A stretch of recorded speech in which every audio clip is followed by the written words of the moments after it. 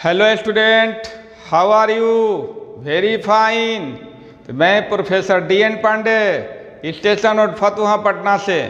तो आज मैं आप लोगों को 12वीं क्लास के ऑर्गेनिक केमिस्ट्री में हाइपर कंजुगेशन बताऊंगा। और ये hyper conjugation most important point है फॉर 12वीं class, for NEET JEE mains के लिए। तो सबसे पहले जानेंगे हाइपर कंजुगेशन किन किन चीज़ों में होती है। तो हाइपर कंजुगेशन कार्बोकैटायन में होती है, फ्री रेडिकल में होती है और एल्कीन में होती है। तो आज हम सीखेंगे हाइपर कंजुगेशन इन कार्बोकैटायन। तो कार्बोकैटायन में हाइपर कंजुगेशन किन किन बातों पर निर्भर करती है, पहले तो ये जानेंगे। तो हाइपर कंजुगेशन के लिए क्या होना चाहिए? तो अल्फा कार्बन sp3 हाइब्रिडाइज्ड होना चाहिए, यानी अल्फा कार्बन के हाइब्रिडाइजेशन sp3 होना चाहिए और अल्फा कार्बन के साथ हाइड्रोजन होना चाहिए। तो ये तो पहले जानेंगे कि अल्फा कार्बन किसको कहेंगे, अल्फा कार्बन किसको कहेंगे। तो ये तो पहले होगा कि ये हाइपर कंजुगेशन किस बातों पर निर्भर करती है। तो alpha carbon should be sp3 hybridised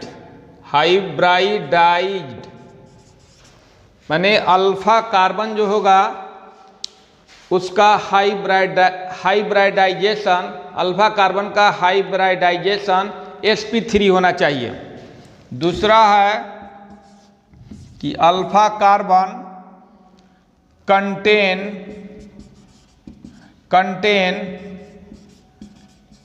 hydrogen, alpha carbon के साथ हाइड्रोजन भी होना चाहिए। तो हम क्या पढ़ रहे हैं? हाइपर कंजुगेशन इन कार्बोकैटायन। तो कार्बोकैटायन किसको कहा जाता है? C+ को कहा जाता है। कार्बोकैटायन किसको कहा जाता है? C+ को। यानी ये कार्बन जो है अपने एक इलेक्ट्रॉन को दे दिया तो इस पर पॉजिटिव चार्ज आ गया और इसे क्या कहेंगे? कार्बोकैटायन कहेंगे। क्या कहेंगे? कार्बोकैटायन। तो इस कार्बोकैटायन में हाइपर कंजुगेशन किस पर डिपेंड करेगा? तो अल्फा कार्बन पर। तो ये अल्फा कार्बन के लिए हम क्या करेंगे? अल्फा कार्बन के लिए क्या करेंगे? यहाँ Ca3 लगा देंगे, यहाँ Ca3 लगा देंगे। तो ये कार्बोकैटायन है। कार्बोकैटायन के जस्ट बगल वाला कार्बन क्या होता है? अल्फा कार्बन होता है। तो कार्बोकैटायन के जस्ट बगल वाला कार्बन, ये कार्बन और ये कार्बन क्या होगा? अल्फा कार्बन होगा। और इस अल्फा कार्बन के साथ क्या होना चाहिए? हाइड्रोजन होना चाहिए। क्या होना चाहिए? हाइड्रोजन। तो इसके साथ 3 हाइड्रोजन है, इसके साथ भी 3 हाइड्रोजन है। तो ये हाइपर कंजुगेशन इन कार्बोकैटायन शो करेगा। क्लियर? हाइपर कंजुगेशन इन कार्बोकैटायन शो करेगा। ठीक है। तो माय डियर स्टूडेंट, ये कार्बोकैटायन है, इस कार्बन के साथ 3 हाइड्रोजन है जो 3 अल्फा हाइड्रोजन है। इसको क्या कहेंगे? 3 अल्फा हाइड्रोजन। इसको भी क्या कहेंगे? इसके साथ भी 3 हाइड्रोजन है तो 3 अल्फा हाइड्रोजन। यानी इसके साथ जो है 6 अल्फा हाइड्रोजन है। क्या है? 6 अल्फा हाइड्रोजन है। इसलिए hyper conjugative number of hyper conjugative structure जो है 6 बनेगा। यानी जितना अल्फा हाइड्रोजन होगा उतना ही number of hyper conjugative structure होगा। इट मीन्स नो, है ना, नो रिजोनेंस बॉन्डिंग स्ट्रक्चर, माने नो बॉन्डिंग रिजोनेटिंग स्ट्रक्चर भी उसको कहा जाता है। माने हाइपर कंजुगेटिव स्ट्रक्चर जो है इसका, hyper conjugative structure, hyper conjugative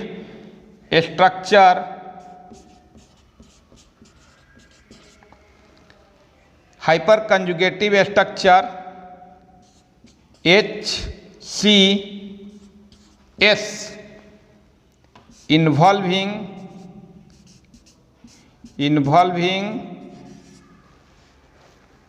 CH bond breaking,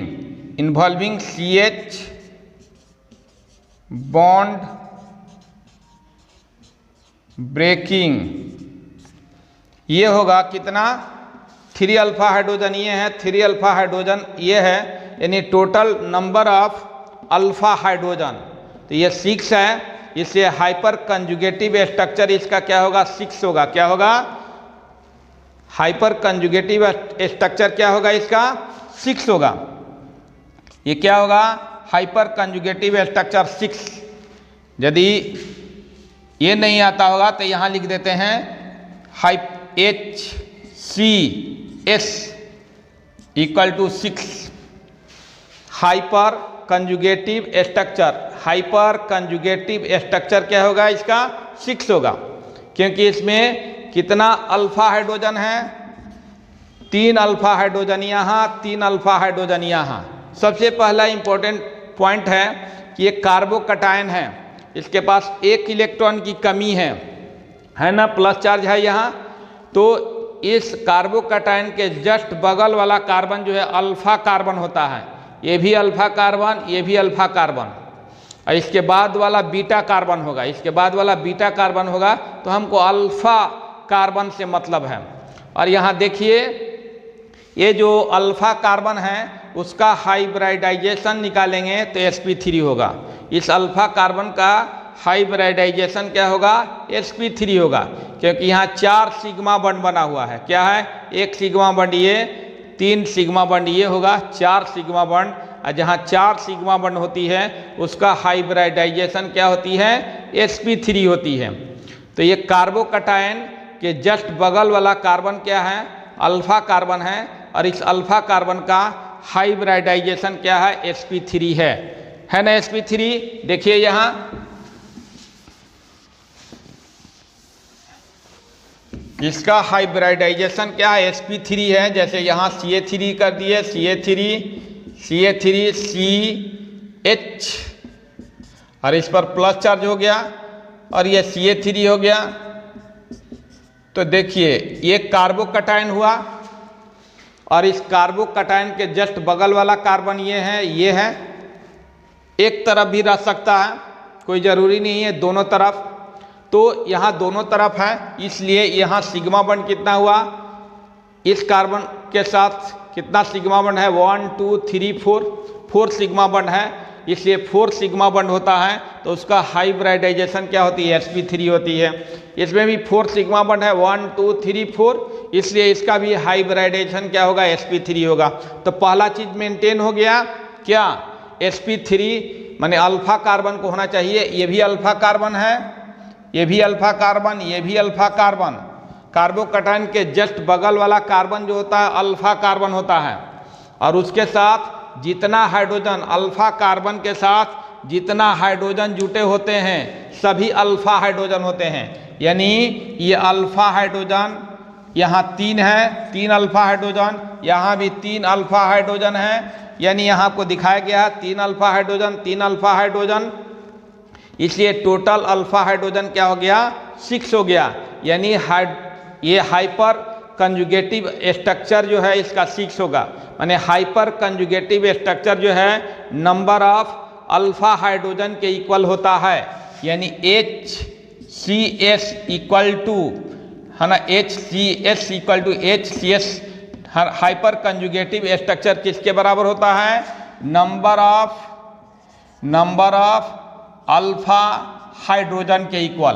तो जितना नंबर ऑफ अल्फा हाइड्रोजन होगा यानी अल्फा हाइड्रोजन के जितना संख्या होगी वही जो है हाइपर कंजुगेटिव स्ट्रक्चर होगा। यानी नंबर ऑफ अल्फा हाइड्रोजन कितना है, यहाँ 3 3 6 है, इसलिए HCS हाइपर कंजुगेटिव स्ट्रक्चर इसका क्या होगा, 6 होगा। तो आपको तो कार्बोकटायन में कार्बोकैटायन में हाइपर कंजुगेटिव स्ट्रक्चर जो है निकालने आ गया। क्लियर? जस्ट सोचिए कि जो कार्बोकैटायन सबसे पहली बात है कि कार्बोकैटायन किसको कहते हैं? जिसके पास इलेक्ट्रॉन की कमी होती है। इसके पास इलेक्ट्रॉन की कमी हो गई, इसलिए एक पॉजिटिव चार्ज हो गया, और इसके जस्ट बगल वाला कार्बन क्या होगा? अल्फा कार्बन होगा, और उस अल्फा कार्बन के साथ जितना हाइड्रोजन जुटा होगा वह अल्फा हाइड्रोजन होगा। इसके साथ 3 हाइड्रोजन जुटा हुआ है, इसलिए 3 अल्फा हाइड्रोजन होगा। इसके साथ भी क्या है? 3 हाइड्रोजन एटम जुटा हुआ है, इसलिए 3 अल्फा हाइड्रोजन इसके साथ भी होगा, तो टोटल अल्फा हाइड्रोजन 6 हो गया। इसलिए हाइपर कंजुगेटिव स्ट्रक्चर इसका क्या हुआ? 6 हुआ। यानी hyper conjugative structure number of alpha hydrogen के बराबर होता है। और यहाँ लिखा है इन्वॉल्विंग CH बॉन्ड ब्रेकिंग, उसके कारण CH बॉन्ड ब्रेकिंग करती है, माने ये जो है बॉन्ड ब्रेक करता है ना? ये बॉन्ड ब्रेक करेगा, माने ये जो है कार्बन हाइड्रोजन बॉन्ड ब्रेकिंग आपको अभी दिखा रहे हैं कि कार्बन हाइड्रोजन बॉन्ड ब्रेकिंग कैसे करता है। इसका दूसरा नाम है नो, है ना, नो रिजोनेंस बॉन्ड स्ट्रक्चर भी इसका नाम है। नो बॉन्ड रिजोनेटिंग स्ट्रक्चर भी इसका नाम है, नो बॉन्ड रिजोनेटिंग स्ट्रक्चर। इसका दूसरा नाम है नो बॉन्ड रिजोनेटिंग स्ट्रक्चर। और एक बात याद रखिए, जितना ही हाइपर कंजुगेटिव स्ट्रक्चर अधिक होगा उतना ही उसका स्टेबिलिटी भी क्या होगा? ज़्यादा होगा। उतना ही स्टेबिलिटी भी उसका क्या होगा? ज़्यादा होगा। ठीक है, तो इस बात को समझ गए होंगे, तो इस बात को लिखेंगे, नोट करिए, जल्दी नोट करिए, नोट करिए, इसको नोट करिए। नोट कर लिए? नोट कर लिए ना? चलिए आगे की ओर देखिए कैसे HCS निकलता है। तो यहां देखिए माय डियर स्टूडेंट,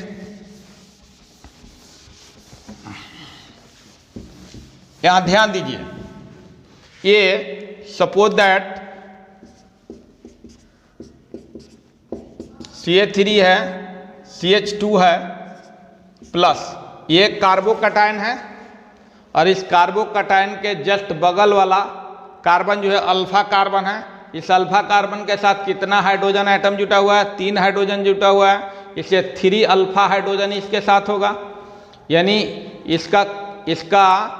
इसका जो है हाइपर कंजुगेटिव स्ट्रक्चर निकालेंगे तो 3 होगा, क्योंकि 3 अल्फा हाइड्रोजन है। तो ये कैसे जो है, कैसे 3 अल्फा हाइड्रोजन होती है, कैसे जो है 3 हाइपर कंजुगेटिव स्ट्रक्चर होगी, इस बात को हम समझेंगे। जो एक प्रकार का रिजोनेंस है, जो एक प्रकार का क्या है? रिजोनेंस है। तो देखिए माय डियर स्टूडेंट, यहाँ आप ध्यान दीजिए, यहाँ कितना इलेक्ट्रॉन है? 2 इलेक्ट्रॉन है। यहाँ कितना इलेक्ट्रॉन है? 2 इलेक्ट्रॉन है। ये इलेक्ट्रॉन यहाँ शिफ्ट हो जाए, है ना, ये इलेक्ट्रॉन यहाँ शिफ्ट हो जाए तो पहला स्ट्रक्चर बनेगा, इससे पहला स्ट्रक्चर बनेगा, क्या बनेगा? H बनेगा, C बनेगा, H बनेगा, और ये इलेक्ट्रॉन 2 को शिफ्ट हो जाएगा, तो यहाँ सिंगल बॉन्ड है, 2 को शिफ्ट हो जाएगा तो एक और बॉन्ड हो जाएगा, डबल बॉन्ड हो जाएगा, और यहाँ CH2 हो जाएगा, CH2 हो जाएगा, और ये H प्लस हो जाएगा, H प्लस।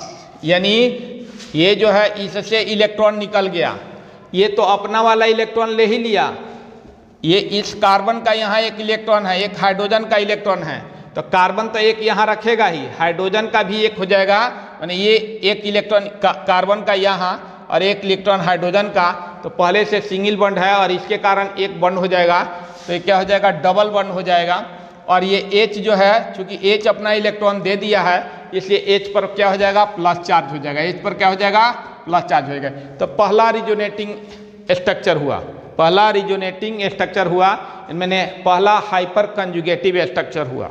ठीक है, तो इस तरह से 3 हाइपर कंजुगेटिव स्ट्रक्चर इसमें बनेगा।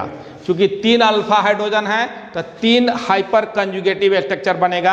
अब देखिए यहाँ से ये हो सकता है, ये हो सकता है कि अब जो है दूसरा स्टेप में देखिए, दूसरा स्टेप में देखिए अब क्या होगा कि हो सकता है कि ये अपना इलेक्ट्रॉन इसको ट्रांसफ़र कर दे, ये इलेक्ट्रॉन अपना ट्रांसफ़र कर देगा, तो ये हो जाएगा आपको HCH और ये इलेक्ट्रॉन ट्रांसफ़र कर दिया तो ये दोनों इलेक्ट्रॉन यहाँ गया तो यहाँ डबल बॉन्ड हो जाएगा, CH2 हो जाएगा, CH2 हो जाएगा और H+ यहाँ से निकल जाएगा, तो ये दूसरा रिजोनेटिंग बॉन्ड हुआ, दूसरा HCH निकला, माने दूसरा हो गया क्या हाइपर कंजुगेटिव स्ट्रक्चर। उसी तरह से अब देखिए माय डियर स्टूडेंट, ये HCH और ये CH2, अब क्या होगा कि ये दोनों इलेक्ट्रॉन इसको ट्रांसफर कर देगा, तो कहानी बदली ना। अब देखिए ये हो गया आपको H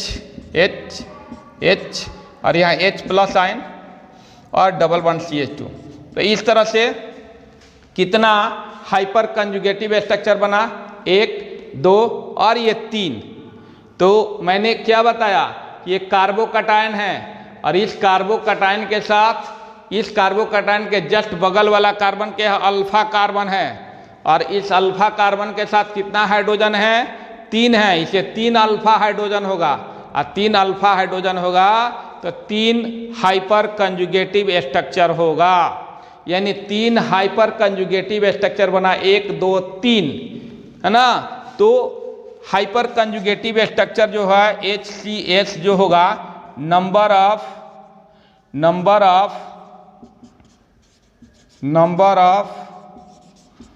अल्फा, नंबर ऑफ क्या, अल्फा हाइड्रोजन के बराबर होगा, यानी नंबर ऑफ अल्फा हाइड्रोजन कितना है इसमें, 3 है, इसलिए HCS क्या होगा, 3 होगा, यानी HCS इसका क्या होगा, 3 होगा, यानी हाइपर कंजुगेटिव स्ट्रक्चर इसका क्या होगा, 3 होगा। तो आप तो हाइपर कंजुगेटिव स्ट्रक्चर निकालने भी सीख गए, कैसे निकाले, पहले इस इलेक्ट्रॉन, चलिए लाइन कट गई थी, देखिए मैंने क्या कहा कि ये इलेक्ट्रॉन जो है ये कार्बन का एक इलेक्ट्रॉन है, एक हाइड्रोजन का इलेक्ट्रॉन है, ये यदि इसको ट्रांसफ़र करता है तो ये दोनों इलेक्ट्रॉन जो है यहाँ आ जाएगा, ये दोनों इलेक्ट्रॉन यहाँ जाएगा तो सिंगल बॉन्ड पहले से है, 2 इलेक्ट्रॉन आने से बीच में डबल बॉन्ड बन जाएगा और इस H पर क्या हो जाएगा, प्लस चार्ज हो जाएगा। उसी तरह से अब ये जो है दोनों के बीच में कार्बन का एक इलेक्ट्रॉन, हाइड्रोजन का एक इलेक्ट्रॉन, ये जो है आपको चलाया गया यहाँ तो सिंगल बॉन्ड है और ये दोनों के कारण डबल बॉन्ड हो जाएगा और ये H+ आयन हो जाएगा, तो दूसरा हाइपर कंजुगेटिव स्ट्रक्चर हो जाएगा। और यहाँ जो है ये दोनों इलेक्ट्रॉन जो है यहाँ आ जाएगा, ट्रांसफ़र हो जाएगा यहाँ, क्लियर।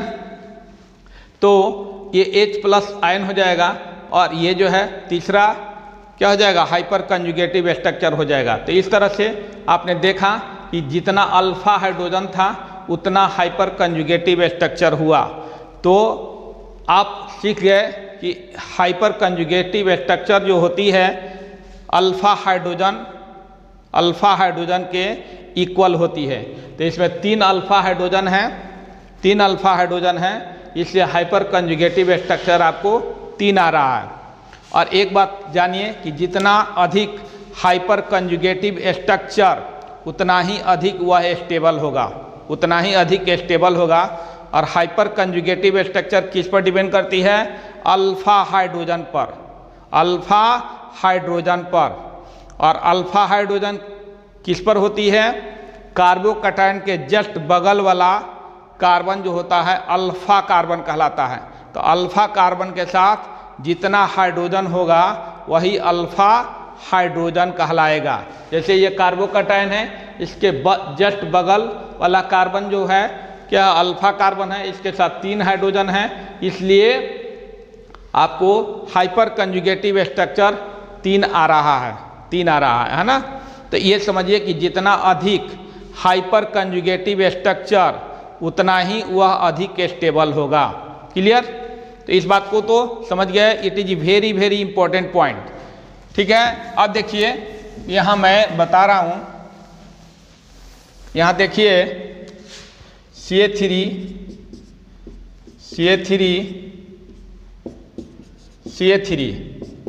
ये टर्शियरी कार्बोकटायन है, क्या है, टर्शियरी कार्बोकटायन। ये जो है CH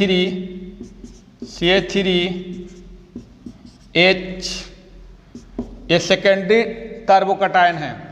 ये जो है CH3 ये क्या है CH3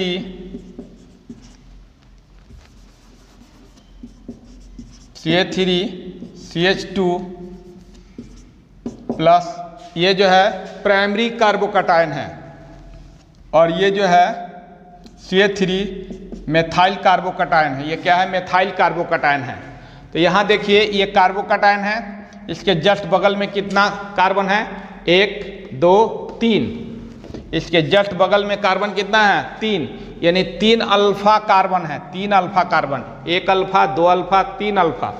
इसलिए हाइड्रोजन कितना है? 3 यहाँ 3 यहाँ 3 यहाँ, यानी 9 अल्फा हाइड्रोजन है इसमें। 3 3 6 3 9, 9 अल्फा हाइड्रोजन।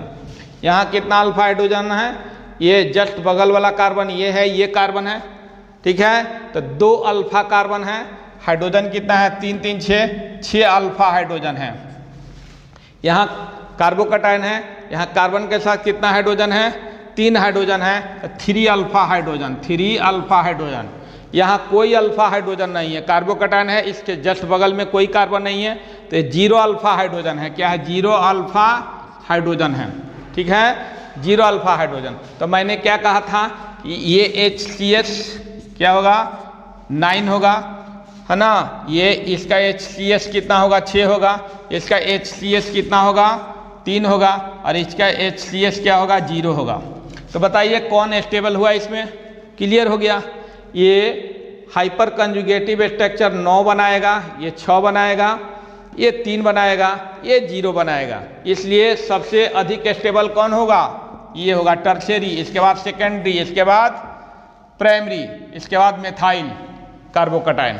तो आप तो स्टेबिलिटी को मैंने क्या कहा कि इसको जान जाइएगा, इसको जान जाइएगा हाइपर कंजुगेटिव स्ट्रक्चर को, तो कार्बोकटायन के स्टेबिलिटी जो है आप सीख जाइएगा। इसी तरह से फ्री रेडिकल का भी क्या होगा? हाइपर कंजुगेटिव स्ट्रक्चर होगा। फ्री रेडिकल में क्या होता है? टर्शियरी होता है, टर्शियरी होता है, सेकेंडरी होता है, प्राइमरी होता है, ठीक है। तो उसमें भी यही सब नियम लागू होगा, अल्फा हाइड्रोजन वाला ही नियम लागू होगा। तो आज आपने सीखा अभी क्या? हाइपर कंजुगेटिव स्ट्रक्चर के आधार पर कैसे हम कार्बोकटायन के स्टेबिलिटी को शो करते हैं, ये बात आपने सीखा। तो आपको वीडियो कैसा लगा? वीडियो तो ज़रूर अच्छा लगा होगा। एकदम इम्पोर्टेंट पॉइंट है, इसको बहुत गौर से 1 बार 2 बार देखिएगा आप, तो समझ में आ जाएगा। तो वीडियो कैसा लगा? वीडियो तो ज़रूर अच्छा लगा होगा, इसलिए वीडियो को ज़रूर लाइक करेंगे, शेयर करेंगे और चैनल को सब्सक्राइब करेंगे। मेरे चैनल का नाम या आपके चैनल का नाम DN पांडे क्लासेस है, आप सभी जानते हैं, इसलिए उस चैनल को भी आप सब्सक्राइब करेंगे ताकि जो भी लेटेस्ट वीडियो बने वो आपके तक पहुंच जाए, उसका इन्फॉर्मेशन आप तक पहुंच जाए, ताकि वो वीडियो को अच्छा से देखकर आप इन सभी चीज़ों को सीख जाएं, ठीक है। तो अब हम अगला वीडियो में क्या दिखाएंगे? Hyper conjugative structure in free radical. इसके बाद जो है एल्कीन का बताएंगे। इसके बाद फिर हम चलेंगे chemical properties of halo alkane में, क्योंकि इसी पर हाइलो एल्केन का प्रॉपर्टीज क्या करती है? डिपेंड करती है। उसमें सिलेक्टिविटी, रिएक्टिविटी मैं बताऊंगा, बहुत इंपॉर्टेंट होगा वो भी। सिलेक्टिविटी, रिएक्टिविटी, किस तरह से कोई कंपाउंड जो है स्टेबिलिटी को शो करता है, ये बात उसमें होगी। तो आप धीरे धीरे सीखते जाइए और हम भी धीरे धीरे जो है आपको सिखाते जाएं, आगे बढ़ते जाएं। तो ज़रूर वीडियो को लाइक करेंगे, शेयर करेंगे अपने दोस्तों के बीच कि देखो हमने हाइपर कंजुगेटिव स्ट्रक्चर पढ़ा है और हाइपर कंजुगेटिव स्ट्रक्चर के आधार पर कैसे जो है कार्बोकटायन स्टेबिलिटी को शो कर रहा है, ठीक है। और इसके बाद जो है चैनल को सब्सक्राइब करेंगे। तब तक के लिए आप सभी को बहुत बहुत धन्यवाद। Thanks a lot, good bye. मिलते हैं अगले वीडियो में।